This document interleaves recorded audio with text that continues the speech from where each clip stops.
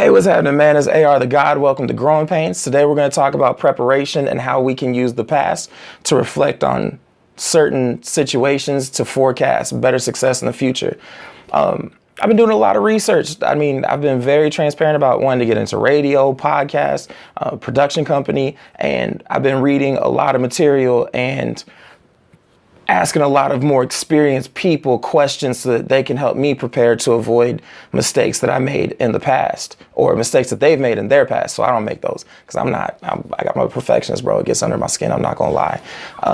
But I ended up asking my homeboy, Caden Cassidy. Shouts to Caden. Amazing wrestler, great dude. Follow him at Caden Cassidy on Instagram. But he answered some of my questions for me, and then that led into a debate about music. And his position was hip hop is dead, and my position was hell no, it's not, because I'm hip hop and I'm not dead. So until everybody from hip hop is dead, it's not dead, bro. But divine intervention helped me create something that I felt was a really stimulating conversation, because I hopped in my car the next morning, put the music on shuffle, which I almost never do, and this song by T.I., Help Is Coming, popped up. And the first couple of bars really inspired me to think about some things in a very different way. I am going to warn you, it does have explicit lyrics. Shocker. So if you got kids in the room, go ahead and transition them out. We're going to play a song real quick. Say hello to the man who can say single-handedly gon' say say the game fucked up and the records ain't selling. It was bad, no 6 getting worse, no sell. Market oversaturated with all the bootlegging. When it's getting better, shout out, ain't no telling. Well,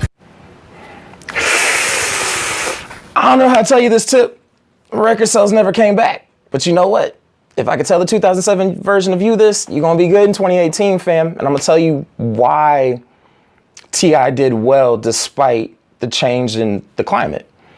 In 2001, when he came out with his solo project, it only sold 165,000 physical copies. To put that in context, 50 Cent sold 10 million with his freshman studio debut, Get Rich or Die Trying. So it wasn't like physical album sales had started to deteriorate yet.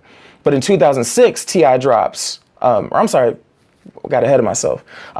In 2003, when he starts working on his sophomore project, Trap Music, he had also started a construction company. Good Lord, I can talk. A construction company with his uncle. So he had other things in the background that were helping him sustain his success. So when the drought hits in 2006, and he's one of the only artists that's still going platinum, he's also at that time starring in the movie ATO. He had an appearance in American Gangster with Denzel Washington and Russell Crowe. And he's working on other things in the scene that come to fruition later down the line. And the reason the hindsight of hearing that song had such an impact on me was I remember being a sophomore in high school, having these debates with my friends. But more importantly, being able to reflect back now and realize it's like, damn, we don't even purchase music like that. Like, I rent music through the streaming services that I use, but they never really come back to where they were in the golden age of like album sales. The internet really changed that. But T.I. had already started developing other things. So the question that led me to ask myself is, what skill set are you developing over the next 10, 20, 30 years to stay relevant? And the reason that question, I think, hit me in my spirit so hard was there's something that stuck with me from like a year and a half ago. Kelly and I at Ascension Fitness, shout out to Ascension Fitness. I still like that place.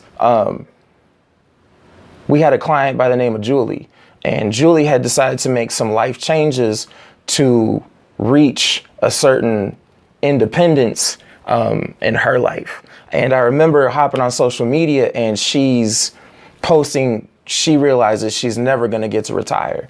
And it was one of those comments that for some reason made me really emotional because, you know, I can't imagine working in the workforce for as long as she has and realizing that what you've been working for may not come to fruition. And the reason that made me emotional is because it's like, I think about it, it's like, you have to ask for a sick day, even though you're grown. And I'm the type of person where it's like, I think it's absurd that kids have to ask for permission to go to the bathroom at 16, 17, 18 because their teacher may want them to hold it. But it's like, nigga, I got to go to the bathroom. Fuck this.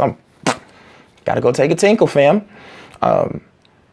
But it's a really crazy idea because I ran across this quote in this book recently that I'm going to read to you. And it says, people feel that from the moment the alarm rings to the moment they get to their jobs, they're on their boss's time, not their own. Most people don't love their job, and there's a resentment of the morning rush. I'm going to be really honest. When I read that, that changed something in my spirit, because it's like, I can't imagine waking up on somebody else's time, potentially for the rest of my life, and feeling that early morning resentment towards the day, because that's no way to start your day off. Truthfully, to me, it's not healthy for me. I can't really speak for you, but I imagine if this is the consensus about the morning, like, nobody really wants to wake up like that. And that led me to understand and see how America is really disenfranchised to a certain extent, because these were some of the main talking points of our Ponzi scheme pimp, the commander and clown, the racist that's like, he's so adverse to having color on his skin. When he tans, he turns orange, Donald Jackass Trump. This was a speaking point for him when he was talking to people about bringing back coal. Here's a picture of coal. I don't actually know what it looks like. Here's also a picture of a propane tank, because this is what I saw on the highway as I was thinking about this video. So coal's not coming back. But he sold this idea to people who need jobs, that he could get them back enough of their independence that they're not codependent for survival. And being codependent on someone else to provide your living your entire life, or hoping that, you know, in 2040, that if your industry crashes, that is valuable enough to somebody else that they're willing to bail you out. And think about that from a black and white business perspective, and not the personal feelings of what we the people lose. Completely changed my approach to the way that I look at the future, because I don't think those people are wrong for wanting coal.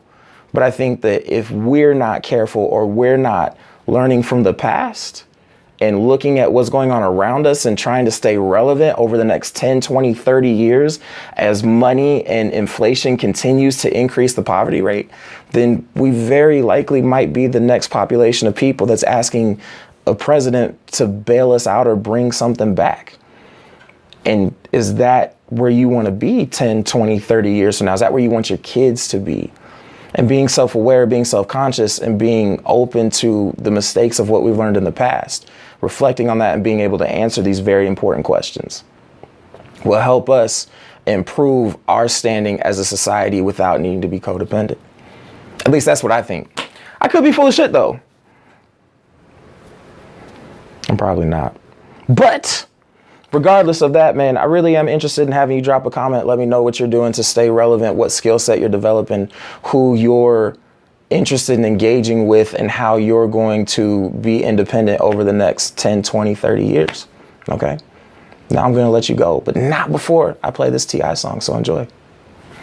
Real hip-hop villain. You know how many different cars hip-hop's driven? Nigga, I'm everything hip-hop's missing. Nigga, you is everything hip-hop isn't. My heart and my soul where hip-hop living. For anyone who ever said hip-hop finished, it can't be dead while I'm still in it, I'm living. And well might I add at that. Hey, the real is, this shit is very much alive, baby. Trouble help on the way, don't worry about that. Help on the way, say the game in trouble, help on the way. I got this shit, help on the way. They say the game in trouble, help on the way. Don't worry about that. Help on the way. They say the game in trouble, help on the way. I got this shit, help on the way. I got the game on lock, I'm standing on top. Say hello to the man who say help on. Got the game on lock, it ain't gon' stop. Say hello to the man who say help on. Got the game on lock, I'm standing on top. Say hello to the man who say help on. Got the game on lock, it ain't gon' stop. Say hello to the man who say help on.